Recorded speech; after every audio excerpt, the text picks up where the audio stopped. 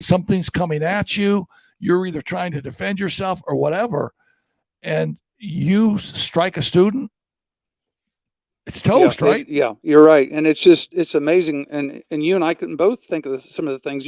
Somebody talks back to you in the classroom, and you want to do something about it, and you just got to put your hands behind your back and turn and walk away, and it's hard to do. Yeah, I think it is too. I think it is. And then, too. like you said, breaking up a fight, for heaven's sakes, you don't break fights up anymore. You just let them fight, because if you get involved, then you're going to do something wrong, because you're going to grab the wrong kid. And the other ones, I remember 20 years ago trying to break up a fight, and I pulled one kid off, and I got punched because he ducked, and I didn't see it coming. I got hit right in the cheek. Well, I can't even tell. You look great today. Well, you must have healed up well. It wore off a little bit. Well, no, and plus, you're sitting in a driver's ed car, and a limb comes through the windshield and hits you in the chest like 100 miles an hour. Wow. Yeah, don't remind me of that either. Oh, your chest looks great too. That's what the shirt's for. You can take a punch. It's obvious I can take a punch. Evidently I can. Yeah, so I hope that gets worked out for Coach Carlisle, and I hope he represents the sport really well. And I know they were saying they were getting the child services department involved. That's all standard procedure. And in today's world, if something like that happens, the administration has nothing to do with it. It goes straight to CDS. And there's a lot of times that administrators are called and they're informed by CDS that something happened, and they don't even know it. I mean, they're informed secondhand. It doesn't go through the front office at the school anymore. It goes straight downtown to Child Protective Services. Well, I sure hope that it works out in the right way for Don Carlisle. I think he's a great guy. College football, man. Top 25. There were a couple upsets.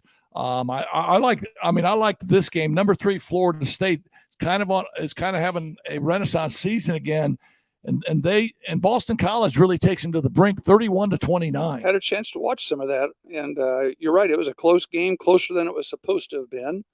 But BC, played well. But Florida State obviously played a little bit better. Yeah, so Bobby Bowden is happily cheering on the Seminoles, right? Oh, sure. A number 6 Ohio State really puts it to Western Kentucky, 63-10. And I mentioned Ohio State because we got a big thing happening in South Bend next Saturday. The quarterback Kyle McCord is a 6'3" junior. He started 3 games, 815 total yards, 6 touchdowns, 1 interception. Got an average quarterback rating of about 87.2, but he's got weapons. I mean, he's got his receiving core is amazing, and obviously led by the All-American Marvin Harrison Jr. Right, and it's just interesting how the Big Ten here is the main 4 have perked up again. You've got Michigan, you've got Ohio State, you've got Penn State, along with everybody else. Yep, and the others. Yeah, so in that game against Western Kentucky, Marvin Harrison Jr. Catches 5 balls for 126 yards, averages 25.2 per catch. And obviously, as we talk about this game against number 9, Notre Dame takes care of Central Michigan. Although, the score is 41-17. Although I think Central Michigan played fairly well in this game for a long time. I think they did. They had a good first half, and they probably had a better third quarter than the previous teams. Now, North Carolina State, but Tennessee State, I think, was around for a quarter and a half. Maybe. If that. Yeah, first quarter wasn't bad. Like you said, second quarter reality started setting in. But I think that the game we saw this last week, they got past halftime anyway. So Sam Hartman again, man, he's a great QB. Well, he should be. He's 24. 20, I was going to say he's like 30. He's older. He's older. I don't know. He's older. Did he turn 30? I thought he was 29, close. Getting ready to turn 30. Well, he's older than some of the NFL starters right now. He's got a great beard. He was 16 for 26 for 330. 3 touchdowns, 12.7 yards per attempt, quarterback rating of about 87.6. The running back, Audric Estime, is just a load, man. I love watching him run because some running backs will either step out of bounds or try and juke you or try and be smooth. Audric Estime looks for contact. He goes and looks for He people. looks to run people over. Kind of Earl Campbell type. No, exactly. He carries the ball 20 times for 176 yards for an 8.8 average. His the four-headed monster for the running back room at Notre Dame, Jardarian You Price, go ahead. Yeah, Price, Jabron Payne, and Jeremiah Love. They all carried the ball, but no one had the numbers like Estime. Yeah, even as the season is progressing, that 4 or 5 headed monster they keep talking about is quickly getting down to 1. Well, yeah, and I think it's pretty logical why it's down to 1 because he's the best. But I think there's times when obviously he needs a blow. And now you got to figure out of the other 3 running backs, who's number 2 and who's going to go in or who might have the hot hand or who's had a great week of practice. But so Notre Dame starts off with Navy in Dublin. They come back with Tennessee State at home. They go to North Carolina State. They come back with Central Michigan at home. Who are we kidding? Okay. Who are we kidding? They're 4-0, and I think Ohio State's 3-0. Who are they kidding? The season starts this coming Saturday. Yeah, those are your exhibition games. That's exactly right. That's exactly right. And that's the plan. They have three non-conference games ahead of time. Now, some of the teams, if you've seen Alabama, Texas, they went ahead and played. Yeah. So it's kind of like basketball where you've got your cupcakes, but then they're starting to play another team. But football's a little bit different because they go by that season record more so than I think basketball does. Yeah, and they're afraid to lose a game because they think it throws them back in the pack more so than it would basketball. Well, it's the ratings for the college football playoff series, but last year this game was the opening game. Yes, was the opening game. It was Marcus Freeman's opening game. Those jitters right there. Alone with that.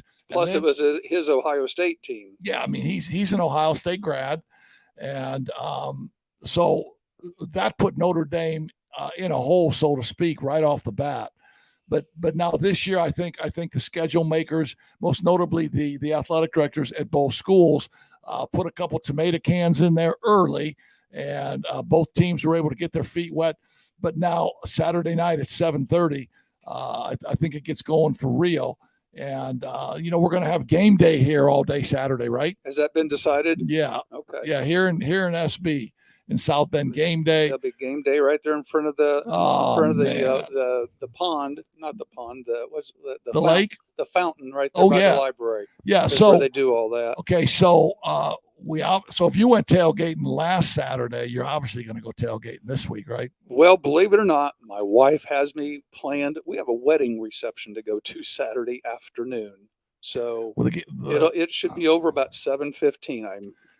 Just tell me where it's at. I'll come get you. We'll go tailgate. Yeah, we'll have to get a code set up here to get me out of there. Yeah, no. And so I was going to go tailgating with you this past weekend, but we had a little tragedy at the Heck House, and dogs are like part of your family. We have St. Bernard Tess, who's been with us for 14 years, and a Saturday just kind of took a turn for the worse, and we had to make a decision. We didn't want her to suffer, so Saturday afternoon we had her put down, and it's been a tough deal on the family. My boys, the only thing they know is being around, with the dog, right? With Tess. Sure. And so my sweet wife Monica is trying to put her heart back together. But I look at it now, and I say, because I'm not really sure if we know where dogs go. I don't know if there's a dog heaven. I don't know if we know where dogs go. But wherever dogs go, I believe Tess is running. Her hips are great. I believe the wind's hitting her in the face. That's all you can do. And she's begging for food somewhere. She's healthy again. So that as a health teacher, you go through even with pets, you have to go through the 5 stages of grief. Yeah, I agree with you. And that's as a teaching point, they say one of the worst things you can do is run out and tell little Joey when the puppy dog gets hit by a car is, hey, we'll go get another one. don't do that. Yeah, you gotta Give them gotta a let it chance. sink in. You gotta go through the stages of grief, and then at some point in your life, if that's in the cards for you Yeah. to get another dog, Whether it's a then so hamster be it. or a goldfish, if they want to have a funeral and put it in a shoebox and go bury it in the backyard, then let them do it, because that's all Yeah. part of the process of separation and going through the process. That's what I But say. think about Saturday, though. You were busy, because remember, you and I, if anybody wants a Kodak moment, Saturday morning would have been it with us in the driveway fixing lawnmowers. So look, I know this is a sports show, but I know we can make people laugh too. And this is funny as hell. The night before, I'm cutting the grass. I'm Sure. on my mower. I'm cutting my grass. Boom, the music's rolling. I'm having a hell of a time. And the next thing I know, the blade falls off. He's got one blade working. One blade's working, and the other blade's on the grass with the bolt right there. So I'm saying, I got to finish this. So now I take the width and I cut it in half and cut the rest of the front yard. Luckily, it was you had the rider going with like 2 blades in it, so you were getting a 20 inch cut instead of a 40. That's like flying a twin engine plane. One engine goes out, right the other one. So I called my best friend in the world, Pat King. He's got this little jack that you can jack up your riding mowers on. He comes over Saturday morning. Right. There we are, sharpening the blades, putting it back on. So I just got to tell you, the blade stayed on. Did it stay on there? The blade stayed on, and I cut grass on Saturday. We put them right side up. So we got them. The sharp part was working. Actually working. It wasn't going backwards. It works like a charm. Okay, let me hit you with another commercial here. Tony Letcher with Health Markets Insurance is a proud sponsor of Coach's Corner. Whether you need help with your health insurance or Medicare, it's time to get the right coverage from the right place. Call Tony, 574-307-8882, or visit his website at tletcher.com. So back to Notre Dame, Ohio State. Notre Dame gets 3 starters back now for that game on Saturday. Their All-American linebacker, J.D. Bertrand. If they get him back, their tight end, Mitchell Evans, and their All-American safety, DJ Brown, all get back and will be on the field for that Ohio State game. That'll be a great game. That game will go a long way to maybe like saying who the college football playoff series will have in it. And there's still only 4 this year. Is that right? I think so. I think it's 12 the following year. Yeah. So let's just say the winner of this game has a chance to be one of those 4, and the loser of this game is going to be number 5 or 6. Well, hoping somebody else gets beat. Well, I think, and it's kind of rang true a little bit. Maybe 2 out of the 4, maybe 3 out of the 4, the last few years have had 1 loss. Mm-hmm. So I don't think it spells gloom and doom. But so Notre Dame's season really, I mean, if you really want to talk about it, if Notre Dame's really good, it's comprised of 3 huge games. Ohio State, right, Clemson, and Southern Cal. Right. 2 of those are home games. 2 of those are home games. And I think realistically, for Notre Dame to have a shot at the college football playoff series, they got to win 2 out of those 3. Now sweep them, and I think you're in. I think so. And for you people at home, if you look here on the screen, the Black Sedan hotline, 574-366-2488. Give us a call. You can call her right now and tell us what you think about Notre Dame football, and we can talk a little bit about it. You can argue with us. You can agree with us, whatever you want to do. So call us about that. And if you got another topic, whether it's high school, baseball, whatever you want to talk to us, make sure you can call us, and we'll visit with you right here on the air.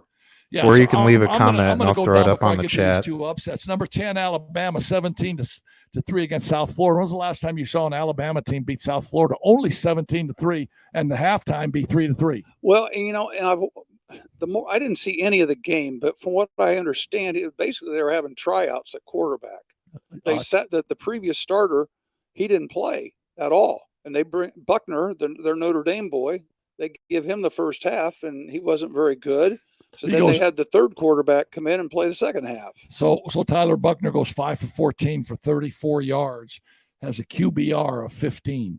So obviously, St. Nick says, "Hey boys, we got to get another QB in." We may not see him again unless somebody gets beat. It's 3 unless somebody gets hurt. No, I agree. And so they bring in Ty Simpson. He's 6 for 9 for 73 yards. He's much better at the QBR. He's got a 21.5. But wasn't he he was the redshirt freshman that was in spring Yes. ball? Yes. That they told Tommy Rees, go find me a quarterback, because at the time they didn't like him or the previous starter. So Okay. two of the three. So they find Buckner, and this was. I really think this might have been Buckner's tryout. Yeah, and he failed the tryout. Yeah.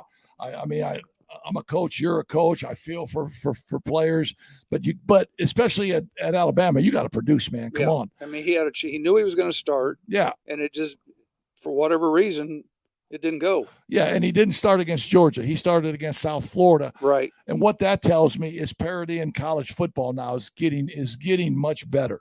It's getting much better. So now Alabama will play Mississippi at home on Saturday. Mississippi is 3-0. Now Nick Saban came out today and said, well, my starting quarterback for the Mississippi game is Jalen Milroe. Yeah, back to game one. Yeah, the same quarterback that was in the Texas game. And the game 2 starter. Yes. And I think you're exactly right when you talk about there was a tryout for that game to see if either one of those could unseat Jalen Milroe. And let's face it, they did that tryout, if you want to call it that, against South Florida instead of doing it this week against Ole Miss. No, exactly. Because Lane Kiffin's going to bring in a team that is going to score. And it's a conference game. I mean, Lane Kiffin is going to bring in a team that is going to score, to be honest with you. And so that'll be an interesting game to watch Saturday at at Alabama, Mississippi. Now here's a couple of upsets in the top 25. Tennessee, which is ranked number 11, gets beat by Florida 29-16. And Billy Napier, the second-year coach at Florida, they bring Billy back. Billy was an assistant at Florida. They bring Billy back, and he's going to be the savior. It's a tough job. Well, this is really his first significant win as the head coach at Florida. That game was in Gainesville. And I remember watching some of that, and I tell you, the Tennessee people were really frustrated with some of the officiating. And I didn't have the sound up. I was actually at the tailgate watching some of it, so I couldn't really tell what was going on. But you could just tell that the Tennessee people were visibly not happy with the way things were going down there in Gainesville. But that's part of playing on the road. So I'm not really sure if I say in football, the officiating is worse. I don't know if football officials are really like that. I mean, I don't know if you're just if the 50-50 plays just went to the home team that day. I don't know. You just anytime if there's a pass interference, if you think it's pass interference and too many of them go against you, one way or the other, whether it's a no call or a call, you're not going to be happy about it. And that's all it amounts to. Those officials, they're all Southeast Conference officials. Exactly. They're going to see them again as the year progresses. So it just happened that there were some plays that just didn't go their way. And Florida got the dub at 29-16. The other upset was number 15 Kansas State at Missouri, and Missouri got them 30-27. That was a fun one. Did you see 61-yard field goal last play of the game?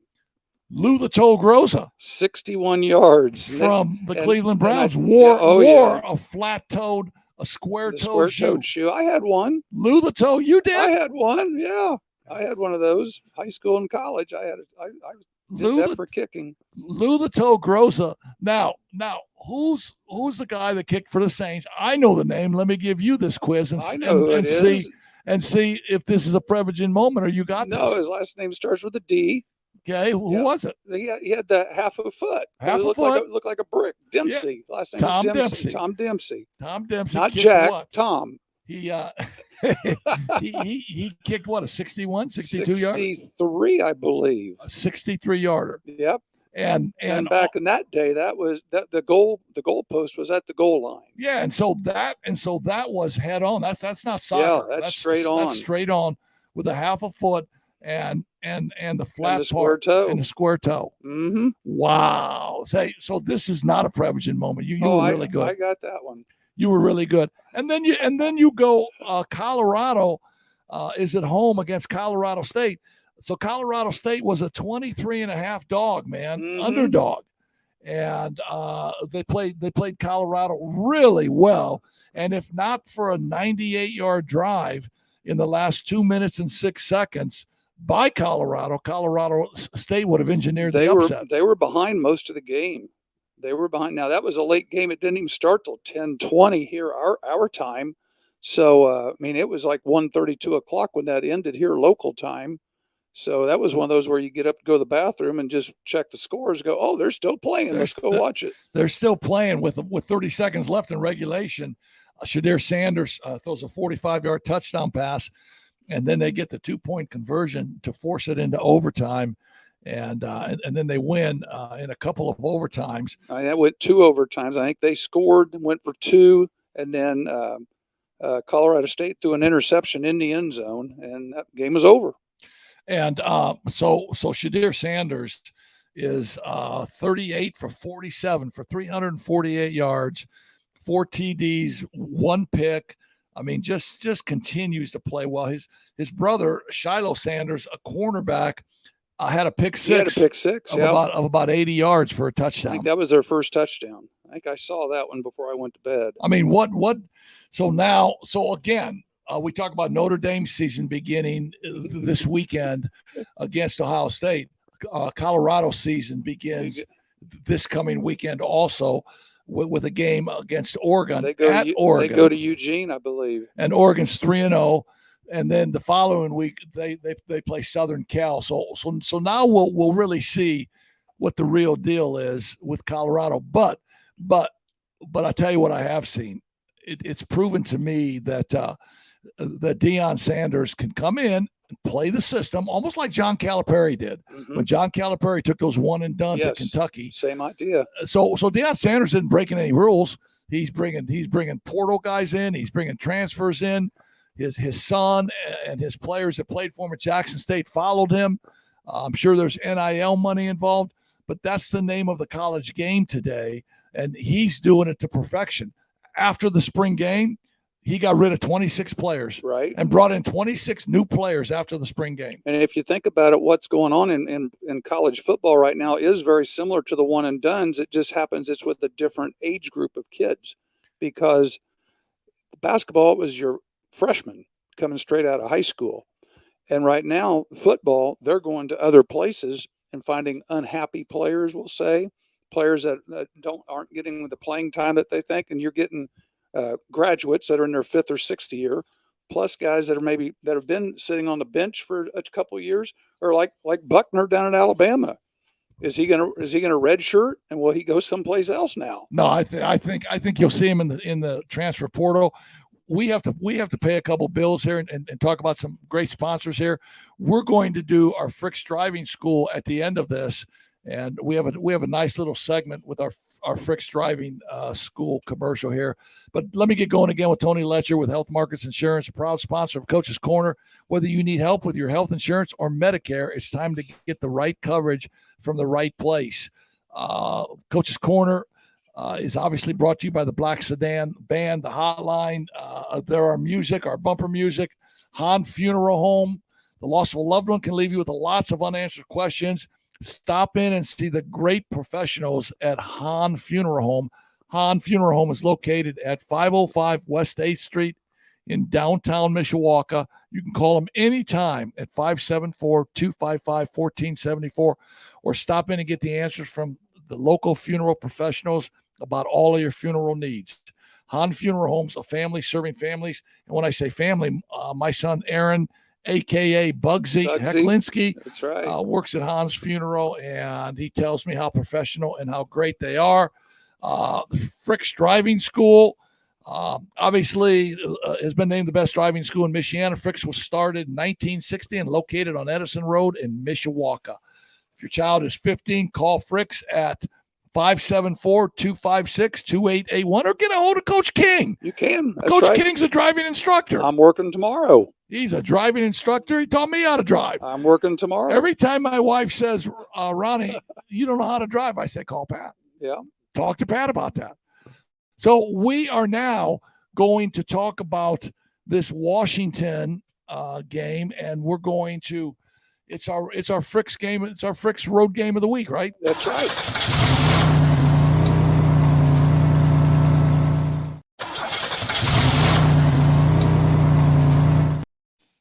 Johnny Be Good just got pipped. You give the kid a chance, and Johnny just got pipped. That's what happens when airplane pilots have too much time on their hand. This is the Frick's Driving School Big Road Win of the Week segment that we've incorporated here. And I picked a game of one of the road teams that had a big win this weekend, and I picked the Washington Huskies when they went to East Lansing for Michigan State, beating them 41-7. Went in there and kicked their butts. It was 35-zip at the half. And one of the other couple reasons I picked Michigan State, one at the Michigan State-Washington game, Washington, we have a local, a South Bend young man, one of my son's buddies, Shaq Van, is one of the coaches at University of Washington. He's one of the wide receiver coaches. And we saw him this summer when we went out there for a wedding, and had a chance to come back to East Lansing on Saturday for the ball game. But the other person I wanted to mention, IU people, you down there crying and stuff. Who's the quarterback at Washington? Michael Penix. Penix. He's in his 6th year now. He spent 4 years at IU. He's now in his 2nd year at Washington. And believe it or not, he is one of the Heisman's candidates right now. He's putting up big numbers.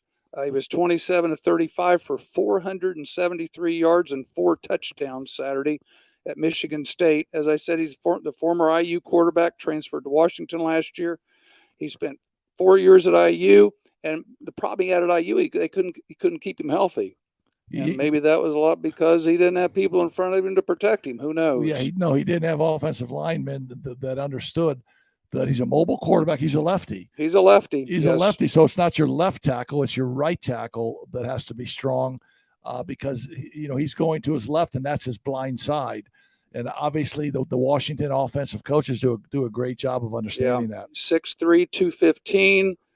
He's put up 1,300 plus yards in 3 games already. 12 touchdowns with only 1 interception. That's pretty good passing rating.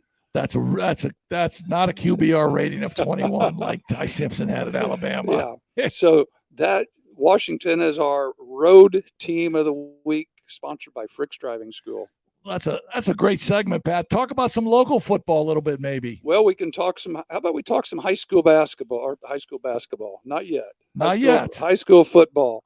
Locally this weekend, I was at New Prairie for the hell of a game, right? The New Prairie St. Joe game. Is there in South Bend. It was New Prairie's first road game in a month, and St. Joe's good. They're very young. But they've got things going again, and it was a back and forth ball game here in the NIC. The player you got to keep an eye on for New Prairie is Kamichek. Marshall Kamichek, the quarterback. Yes, right? He is putting up some big numbers. I think he had 230 some yards the other night. It was final was 29-26, and he had 220 yards rushing. He was only 4 of 4 passing for another 80 or 90 yards. And he was 300 plus yards of total offense for himself. And he's putting up a lot of good numbers. New Prairie's I've seen every one of their games because I've done all their Friday night games so far, and they've improved a bunch. They go to South Bend this week to play Adams. And I think the big game that they're looking forward to here coming up, their last 3 games are going to be probably an undefeated South Bend Riley at home, then Penn, and then Elkhart. And then they'll get ready for tournament. And they're a 4A school. So New Prairie's done very well. Some of the other games we mentioned, I just mentioned Penn. Penn had an easy game with Elkhart Central, but it was like 0-0 at the half. And then they had a little meeting at halftime, and Penn put 3 touchdowns on a little Elkhart. come to Jesus meeting at halftime, right? Penn has thrown 2 shutouts here back to back. So if the other team's not scoring, they got a pretty good chance of winning. Yes, they do. Big game, Jimtown and Bremen, 2 of the little neighbors down the way. Little neighbors, neighbors down the way.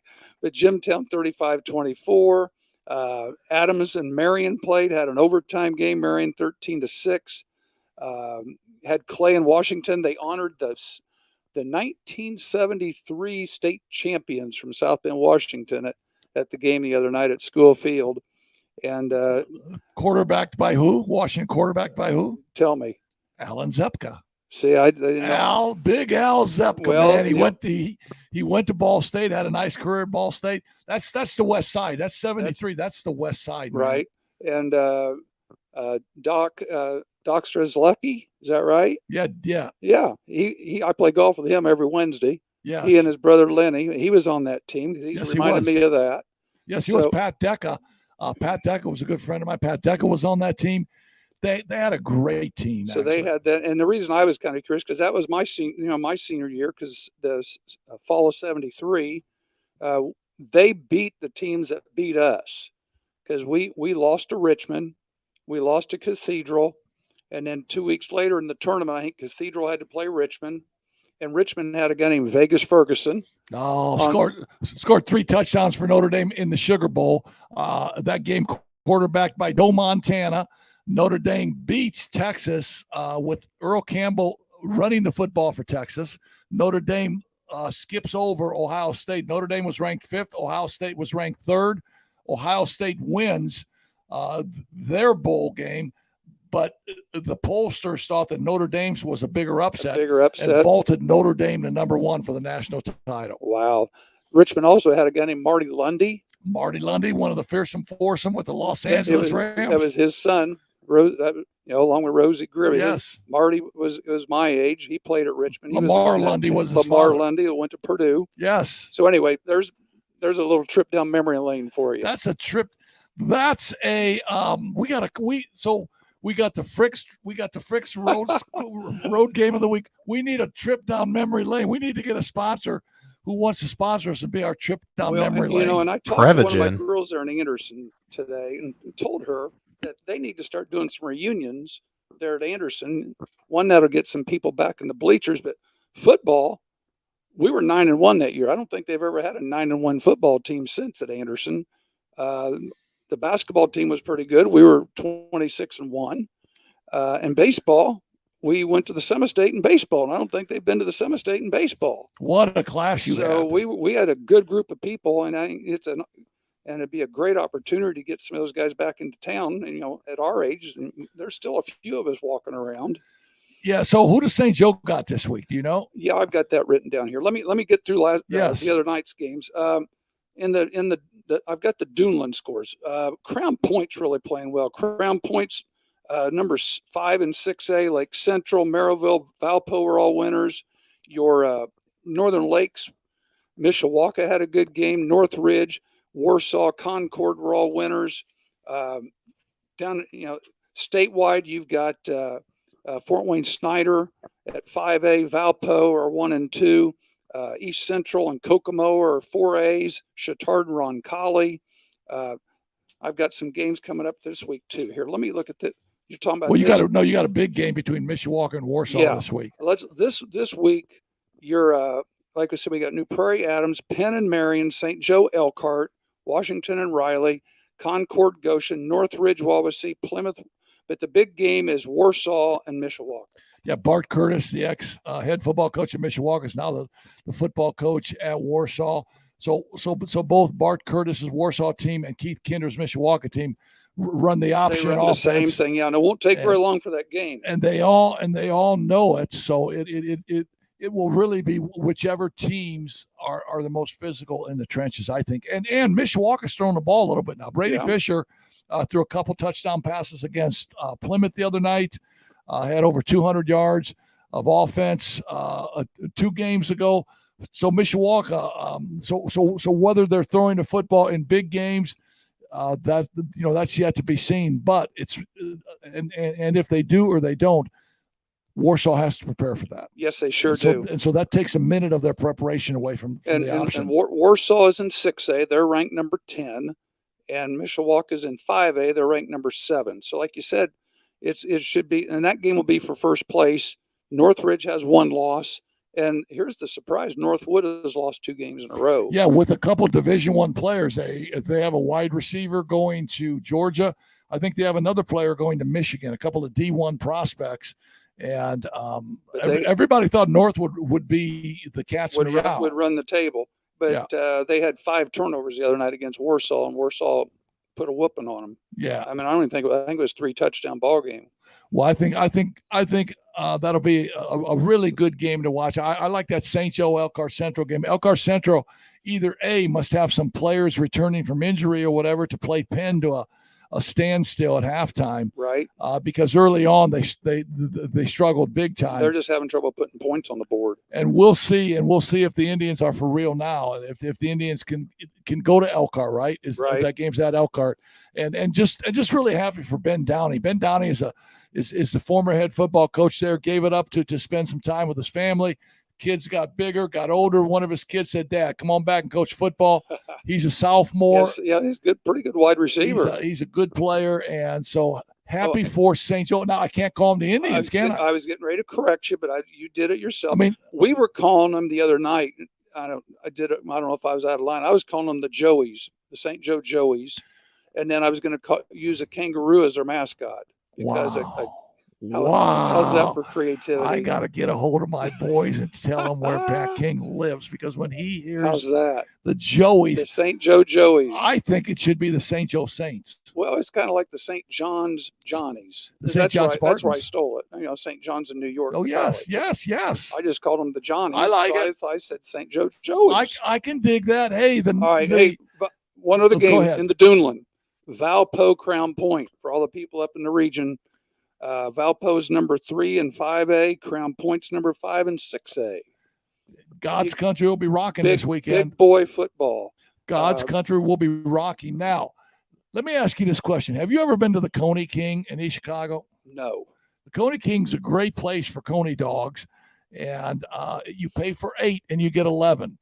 The reason that is, if you got the balls to get out of your car and go into the place, they give you 3 extra Coney dogs. The Coney King, man. That's kind of like going to Popeyes on Lincoln Way. You got to go to the drive-through.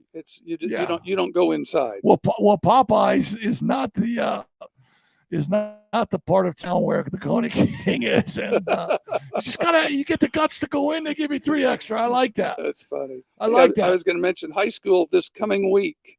6A, Center Grove's at Lawrence Central. Ben Davis is at Lawrence North. The big game in 6A this week is number 3 Brownsburg and number 4 Westfield. They're both unbeaten. It's at Westfield and should be hopping down there all along US 31. Man, that Westfield football stadium is unbelievable for a high school stadium. It sure is. 5A, Snyder plays Homestead. Bloomington North is number 2 right now. You got a Bloomington school playing football again. I mean, when we were growing up, I think it was Bloomington South. No, it was Bloomington South, and the head coach they won like 100 in a row or something. Yeah, and the head coach was Mo Moriarty, who was an assistant coach at IU, and just a great football coach. Football coach. 4A, South Central's ruling the roost down in the Cincinnati area right now. In 4A, it looks like East Central and Kokomo. Big game in 3A. You got number 1 and number 2 this week playing. You've got Chittard and Guerin Catholic.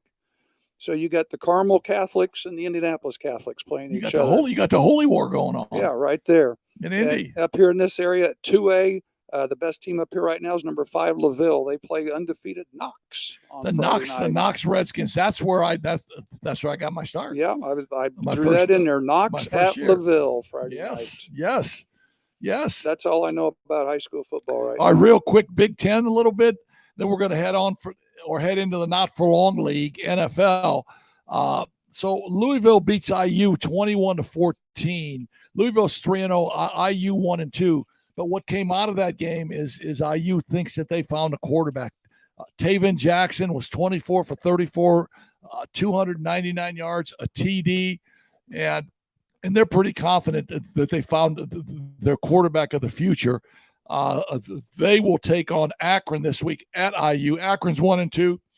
So IU will get back to 500 this week. And I think that game's on TV. I think it's a 7:30 start, and it's on BTN. Syracuse just drubs Purdue 35-20. Syracuse 3-0. Purdue 1-2. Wisconsin is at Purdue this Friday night. Wisconsin 2-1. Purdue 1-2. I mean, I don't know if Purdue's ready to take on a Wisconsin and beat a Wisconsin. Yeah, that's a Friday night game. The little bit I tried to watch some of that Purdue game, and it was painful. I mean, they had 4 turnovers, had a couple fumbles, interceptions, and way too many penalties. I mean, it was a typical Purdue early season game. Well, so the problem with that is Purdue could fall to 1-3 on Friday with that game against Wisconsin. Yeah, and that's a 7:00 game, I think, and that's on. I looked it up. That's on Fox Sports 1, so you could actually stay if you're staying home. You could watch that one. So also Saturday in the MAC, Ball State beats Indiana State 45-7. Now you got to remember that Ball State started off playing Kentucky and Georgia. Right. Now there's your money games. Get Sure. a mill for each game. There's your money games. Now Ball State gets back down to their level. They put it on Indiana State 45-7. They're 1-2. So they will host Georgia Southern, a 2-1 ball club. Ball State looking to get back to the 500 Then mark. they get back into the conference with Western Michigan after that. Yep. Well, can I mention my Butler Bulldogs? Oh, man. Are you kidding me? Butler's 2-1. Butler had a money game to start with. Butler went to Montana and played a Division I team to start the season, got beat 35-20. That was their money game. They were the receiving end of that. Well, they probably got in a little elk hunting trip too. Well, they might have. And then they've come back home and they've gotten back to their division. They've played Taylor and Wabash, and then they start conference this week with Stetson. Wow. So Stetson, Presbyterian, people like that, San Diego are in their conference. So with them being what do you call that? FBS? Yeah. They would be. It's limited FCS. scholarships. But Brett Bushka's had a nice game the other night for Butler, 13 of 18, 198 yards, couple touchdowns against Wabash the other night. There's the Bulldogs. A little plug for the Bulldogs. The NFL. Got to. NFL, man. The Central Division of the NFL goes zip for 4 on Sunday. Well, actually, the Eagles and Vikings played on Thursday. Vikings getting beat 34-28. Yesterday, the Falcons beat the Packers, which a game I thought that the Packers would win that game. The Falcons come back to win 25-24. Jordan Love again has a really nice game. I mean, Jordan Love is a serviceable quarterback and is good, and he should be. He did the same thing Aaron Rodgers did. I mean, Aaron Rodgers sat on the bench for 3 years while Brett Favre worked his magic into a Hall of Fame career. Jordan Love sat on the bench for 3 years while Aaron Rodgers worked his magic into a Hall of Fame career. So now it's Jordan Love's time, and he's throwing the ball really well. Yeah. I mean, I like what he's done. They're just having some issues with the rest of the things. Well, they didn't have an issue when they put it to the Chicago Bears the other day. I mean, put it to them, just beat their brains in. I'm a diehard Bear fan. I'm really upset. Upset. We'll talk about it. We're watching. Actually, got replay of it right now on TV. Yeah. Watching the replay of the Green Bay Atlanta game. 25-24. Seahawks took the Lions down 37-31. Just when I thought the Lions would be really good, man. I thought their first game they played a really, really good competitive first game, won that game. It escapes my mind who they beat in that opener.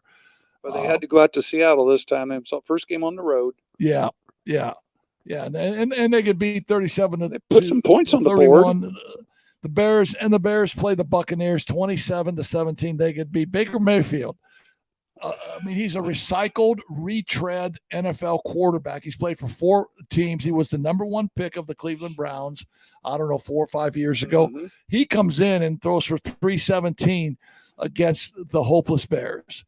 And the Bears allegedly rebuilt their defense, brought some players in, gave some players some money.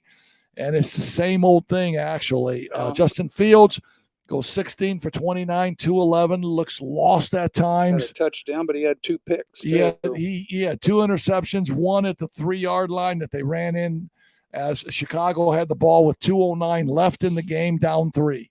And I just don't know if Justin Fields is going to be the guy. He struggles. He struggles looking downfield. He holds on to the ball too long in the pocket. Last year, he was dynamic at getting outside the pocket, running the football. This year, he's been reluctant to run the football. Well, they're trying to keep him healthy because they all he hears is, "Hey, you keep running, you're going to get hurt." And a good example of that's with the Colts. You know, they've got this new rookie quarterback, Anthony Richardson, has 2 running touchdowns and gets hurt on the second one, and they have to bring in Gardner Minshew, who's been bounced around different teams, and he ends up going 19 of 23 and for a touchdown, and the Colts end up beating Houston. Win the game. They win the game. Yeah. I mean, Coach Steichen gets his first win. Gardner Minshew's QBR quarterback rating was 112, and you look at Anthony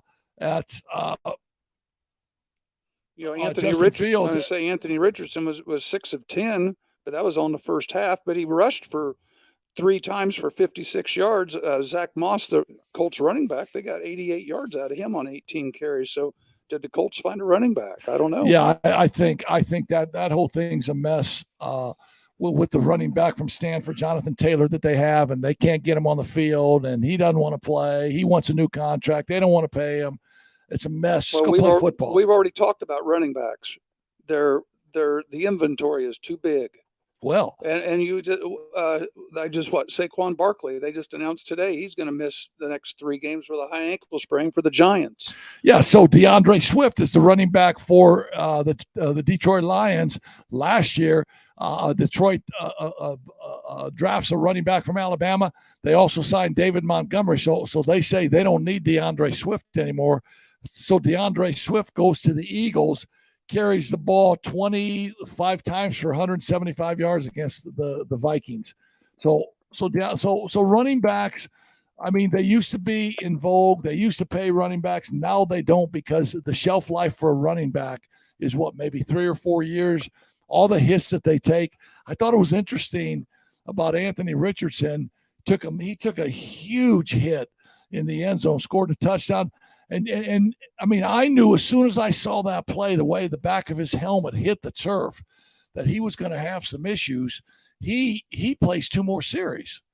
I mean, he goes in and plays 2 more series for the Colts, and then after that second series comes out, and he's complaining. He's the one that went to the Colts and said, "Man, I got some concussion symptoms here." Interesting. But I'm thinking with all the spotters they have now at games, and all of the medical people on the side, that as soon as he took that hit, as soon as his head had that whiplash effect and hit the turf, that he was going to go, or he was going to be in the tent. They should have sent him there. Yeah, precautionary. And go through it right there. Yes, I agree. Well, and we couldn't see the Colts because they were on the same time as the Bears, and they had the Bears on. So we didn't get to see the Colts over here. I don't know what. I think maybe on YouTube they might have been on, but Comcast didn't have the Bears on, or they had the Bears and not the Colts on. That's the problem when they have them both on CBS or both on Fox. The local has to make a decision. Well, here's the deal with that. I think then as the season goes on, and then whichever team has the better record, or the games are more important, or there might be playoff implications. Right. That they may switch that, and I don't know. I mean, I don't know. We may end up seeing Detroit a lot. I don't know if neither one of those guys. Wait a minute, I might be in tankathon mode again. That's what I'm saying. That between the Colts and the Bears, we may be seeing the Lions or Bengals. I may be in tankathon mode because the Bears hold the number 1 pick from the Carolina Panthers. Carolina Panthers got a young quarterback, Bryce Young. We all know how young quarterbacks struggle. Sure. So the Bears could be 1 and 2. I know. In the draft, if the Bears are in that position again, it's obviously got to be a deal where you say Justin Fields failed, and he cannot be our quarterback. They have to go find another one. Now they got to find another quarterback. Is it Caleb Williams at Southern Cal, or is it? Well, is it Shedeur Sanders at Colorado? Well, here's the thing: they're both in a position, and I think Caleb Williams has already made it known if he doesn't like who drafts him, he's going to pull an Eli Manning and go back to college and say, I don't want to play for that team. Either send me someplace else, or I'm going back to Southern Cal for another year. I'm going to say, hey, man, just go play where you're picked, man. Enjoy life. Go play where you're picked. But here's the deal. He's making enough money at Southern Cal, obviously. He doesn't need a pro contract. No. He'll make more money at Southern Cal than he would as an entry-level quarterback his first year. Exactly. Exactly. How does that matter? I mean, how does that happen? I don't know how that happens. Major League Baseball, last 10 games, the Cubs are 2-8. Are you kidding me? 2-8, the last 10 games. And this is the time. I know we got a message from Q.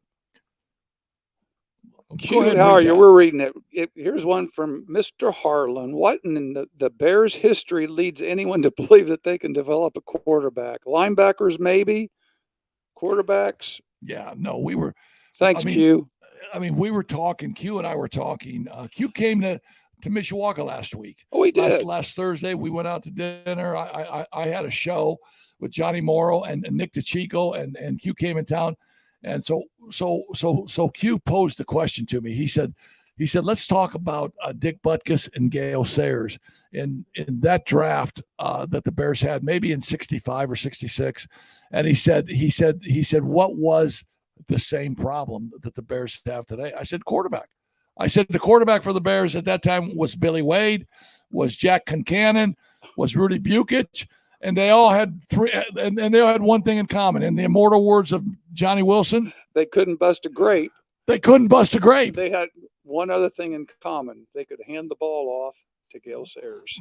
Yeah, to Gale Sayers until Gale, I don't know, maybe in his third year, goes around the right end, and Kermit Alexander from the San Francisco 49ers takes his legs out from under him, and there's Gale's first knee surgery. Now, I say this to you.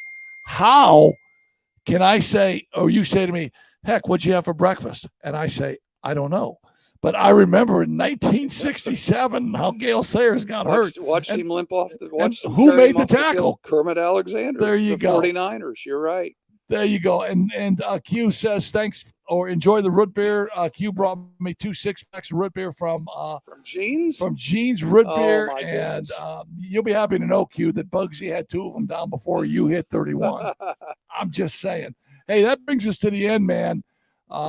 We'd like to thank our sponsors one last time. Tony Letcher did a great job with health markets, and anytime you need insurance and any Medicare needs, he's a proud sponsor of Coach's Corner. Whether you need help with your health insurance or Medicare, it's time to get the right coverage.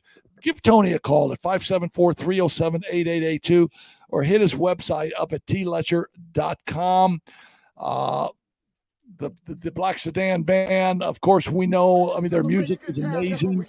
There it is. And Hans Funeral Home, man. You need any funeral services, stop in, talk to Pat Hahn. Great show tonight, big boy. Well, we'll be back at Bar Louie next week, and probably going to go at 8 o'clock. 8 to 9 o'clock at Bar Louie. We will post that and let you know. You can find us on all your favorite podcasts, whether it's Spotify or Apple, or you'll be right here on YouTube also. So tell your friends to find us here during the week, and they can watch us. And again, we'll be back at Bar Louie. Look for us around 8 next week. Hey, you're the best. Thanks for tuning in to Coach's Corner. We had a blast tonight talking football. Next week, we'll get into a little bit of Major League Baseball. The wild card standings should be shaken out a little bit. All right, thanks. Guys.